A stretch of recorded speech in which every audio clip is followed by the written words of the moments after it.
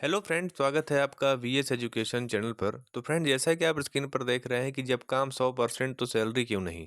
नए कर्मचारियों ने 100% वेतन के लिए सोशल मीडिया पर छेड़ा कैंपेन, जमकर हुआ ट्रेंड। हमसे क्या भूल हुई, नए नवेले कर्मचारी। हाइलाइट्स। मध्य प्रदेश के नवनियुक्त कर्मचारियों को नहीं मिल रहा पूरा वेतन। दूसरे साल से ही 100% वेतन देने का किया गया था वादा। नवनियुक्त कर्मचारियों को 70% ही वेतन मिलने से हो रहा है नुकसान। मध्य प्रदेश के नवनियुक्त कर्मचारियों के 100% वेतन के लिए सोशल मीडिया पर कैंपेन छेड़ दिया है। कुछ ही समय में ये ट्रेंड करने लगा। नए नवेले कर्मचारियों की मांग है कि जब हमसे काम पूरा लिया जाता है तो फिर सैलरी पूरी क्यों नहीं दी जा रही है। 100% काम है तो सैलरी भी 100% ही मिलनी चाहिए। सोशल मीडिया पर 10,000 से अधिक पोस्ट। 100% सैलरी के लिए कर्मचारियों ने सोशल मीडिया पर कैंपेन छेड़ा। मध्य प्रदेश 100% वेतन दो, 11 अगस्त को ट्रेंड पर रहा। तो फ्रेंड्स, यहाँ पर आप देख सकते हैं कि 11 अगस्त को ये चीज़ यहाँ पर ट्रेंड में आई कि यहाँ पर वेतन जो है वो 100% देने के लिए लगभग 1 लाख से अधिक यहाँ पर पोस्ट किए गए। लेकिन जब पद वृद्धि को लेकर के ट्विटर कैंपेन की बात आती है तो बहुत ही कम यहाँ पर आप ट्विटर जो है वो हैंडल में पोस्ट किया जाता है, जिसकी वजह से वो चीज़ें ट्रेंड नहीं हो पाती हैं। इस मुहिम को सफल बनाने के लिए नवनियुक्त कर्मचारियों के कई संगठन आगे आए हैं। सबसे पहले कांग्रेस सरकार लाई थी फार्मूला। मध्य प्रदेश में वर्ष 2018 में सत्ता परिवर्तन के बाद कांग्रेस सरकार ने नवनियुक्त कर्मचारियों को टुकड़े टुकड़े में वेतन देने का फार्मूला लेकर आई थी। इसके अंतर्गत नियुक्ति के इस पहले साल कर्मचारियों को 70%, दूसरे साल 80%, तीसरे साल 90% वेतन दिया जाएगा। नियुक्ति के चौथे साल कर्मचारियों को 100% वेतन मिलेगा। बीजेपी सरकार फैसला तो बदला पर लागू नहीं किया। कांग्रेस सरकार गिरने के बाद बीजेपी वापस सत्ता में आई। 12 अप्रैल 2023 को घोषणा की गई कि नवनियुक्त कर्मचारियों को नियुक्ति के पहले साल 70% वेतन मिलेगा, लेकिन दूसरा साल लगते ही उन्हें 100% वेतन मिलने लगेगा। हालांकि इस पर अमल अब तक नहीं हो पाया है। सिर्फ ईएसबी से भर्ती होने वाले कर्मचारियों को ये नुकसान है। ऐसा नहीं है कि मध्य प्रदेश के सभी कर्मचारियों को सैलरी में नुकसान है, जबकि सिर्फ कर्मचारी चयन मंडल यानी ईएसबी से होने वाली भर्ती के कर्मचारियों के लिए ही ये व्यवस्था 2018 से लागू है। एमपीपीएससी के जरिए भर्ती होने वाले कर्मचारियों को नियुक्ति के साथ ही पूरा वेतन मिलता है। अब फ्रेंड्स, यहाँ पर इन्होंने शिक्षक भर्ती को ध्यान में रखते हुए, क्योंकि ज़्यादा जो भर्ती है वो शिक्षा विभाग में हुई थी, तो उसको मद्देनज़र रखते हुए उन्होंने वर्ग 1, वर्ग 2, वर्ग 3 में दोनों वेतन का कंपैरिजन दिया है कि अगर 100% वेतन मिलता तो कितना मिलता, अगर 70 मिलता तो कितना मिलता। तो उसको एक बार हम लोग देख लेते हैं। वर्ग 1 के शिक्षकों को ये हो रहा है नुकसान। प्राथमिक शिक्षकों वर्ग 1 की नियुक्ति 25,300 रुपये मासिक वेतन से हुई, लेकिन इन्हें पहले साल सिर्फ 70% यानी कि 17,710 रुपये बेसिक सैलरी ही मिल रही है। बेसिक सैलरी पर ही महंगाई भत्ता मिलता है। महंगाई भत्ता हाल ही में बढ़ाकर 46% हुआ है।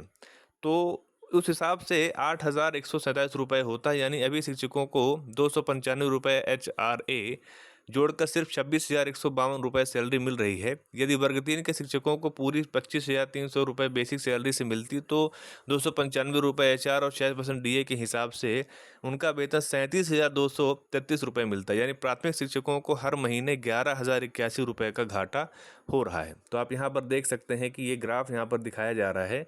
जो ऑरेंज कलर का है, जो वो 70% वेतन के लिए है, जिसको आप यहाँ पर आप मैच करेंगे तो लगभग ये 25,000 के आसपास, जो यहाँ पर बताया जा रहा है कि लगभग 26,152 रुपये उतना जा रहा है। और अगर वो 100% वेतन मिलता तो लगभग वो 37,000 के आसपास आपको पूरा वेतन मिलता। तो ये पहली बात हो गई। उसी तरह से वर्ग 2 का देख लेते हैं। वर्ग 2 के शिक्षकों के नुकसान का ये है गणित। माध्यमिक शिक्षकों को नियुक्ति 32,800 रुपये मासिक वेतन से हुई, लेकिन इन्हें इस साल में सिर्फ 70% यानी कि 22,960 रुपये बेसिक सैलरी ही मिल रही है। बेसिक सैलरी पर ही महंगाई भत्ता मिलता है। महंगाई भत्ता हाल ही में बढ़कर 46% हुआ है। उस हिसाब से 10,562 रुपये होता है, यानी अभी शिक्षकों को 295 रुपये HRA जोड़कर सिर्फ 33,817 रुपये सैलरी मिल रही है। यदि वर्ग 2 के शिक्षकों को पूरा 32,800 रुपये बेसिक सैलरी मिलती तो 295 रुपये HRA के हिसाब से और 6% DA के हिसाब से 48,183 रुपये मिलता है। यानी कि माध्यमिक शिक्षकों को हर महीने 14,366 रुपये का घाटा हो रहा है। ठीक है, वही चीज़ यहाँ पे बता रहा है कि 70% पे आपको वेतन मिल रहा है, आपको 33,817 रुपये यहाँ पे आप देखेंगे इस जगह पर।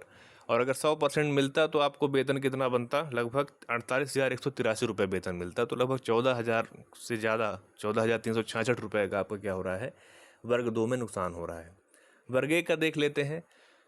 वर्ग 1 के शिक्षकों को ये हो रहा है नुकसान। उच्च माध्यमिक शिक्षक वर्ग 1 की नियुक्ति 36,200 रुपये मासिक वेतन से हुई, लेकिन इन्हें पहले साल सिर्फ 70% यानी कि 25,340 रुपये बेसिक सैलरी मिल रही है। बेसिक सैलरी पर ही महंगाई भत्ता मिलता है। महंगाई भत्ता हाल में बढ़ाकर 46% हुआ है। उस हिसाब से 11,656 रुपये होता है, यानी अभी शिक्षकों को 295 रुपये एचआरए जोड़कर सिर्फ 37,291 रुपये मिल रही है। यदि वर्ग 1 के शिक्षकों को पूरी 36,200 रुपये बेसिक सैलरी मिलती है तो 295 रुपये एचआरए प्लस 46% डीए के हिसाब से वेतन 53,147 रुपये मिलता है, यानी उच्च शिक्षक को हर महीने लगभग 15,856 रुपये का नुकसान हो रहा है। तो यहाँ पर इन्होंने इस चीज़ को भी बताया है कि 70% का जो रेशियो है उसके कारण इनको 37,291 रुपये मिल रहा है। अगर वो 100% मिलता तो उनकी सैलरी बनती लगभग 53,147 रुपये।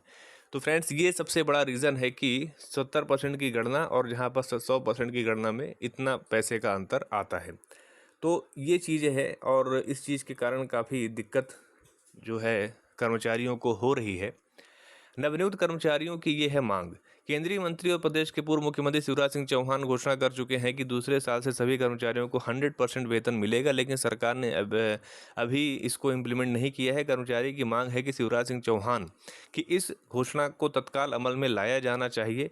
जब सभी कर्मचारियों से कार्य 100% कराया जाता है तो वेतन भी 100% मिलना चाहिए। बात तो सही है, क्योंकि उनको 70% वेतन देना, फिर 1 साल के लिए चलिए ठीक है, वो माना भी जा सकता है, लेकिन उसके बाद उनको पेमेंट पूरा मिलना चाहिए। कांग्रेस गवर्नमेंट में एक और चेंज हुआ था कि 70-80% का फार्मूला तो लगा ही, साथ में जो परीक्षा अवधि थी उसको 2 साल से बढ़ा करके आपका कितना किया गया, 3 साल किया गया। ठीक है, तो 2+1 करके इसको कितना कर दिया गया, 3 ईयर्स कर दिया गया। तो इस तरह से दोनों तरह से आप देखेंगे तो यहाँ पर परीक्षा अवधि में वृद्धि की गई और वेतन में तो है ही, उसकी मार जो है वो अभ्यर्थी कर्मचारियों के द्वारा झेली ही जा रही है। महंगाई तो दिन ब दिन बढ़ती जा रही है, लेकिन वेतन जो है डीए बस उसमें ऐड होता है, वही बेसिक पे को ही उन्होंने 70% कर दिया। इसके कारण से सही तरीके से वेतन भी नहीं बढ़ पा रहा है। तो ये फ्रेंड्स अपडेट थी। और अगर आपको मेरा वीडियो अच्छा लगा हो तो आप उसे लाइक कीजिए, अपने फ्रेंड सर्कल में शेयर कीजिए, और चैनल पर अगर पहली बार आ रहे हैं तो आप चैनल को सब्सक्राइब कर लीजिए। Thank you.